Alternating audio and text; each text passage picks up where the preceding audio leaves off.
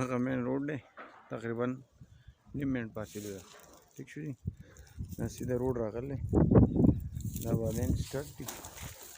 او دا مین هغه لار ده صحیح دی جي د مین روډ نه نیم منټ فاصله کې دی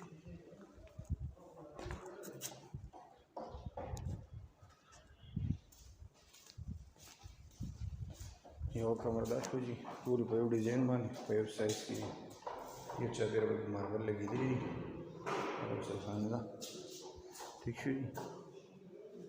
دا پکې خاص ډیزاین دی دا پکې کچن دی او دا کمر ده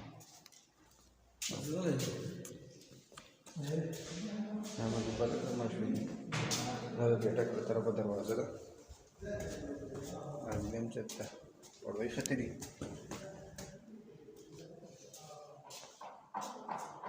دا له پاسه څنګه دي ٹھیک شو جي درې کمرې له پاسه دي په کمره کې خپل واشروم اټیچ باتروم دی درېیم چت ته ډېر په خپل ډیزاین کې پړوی ښه دي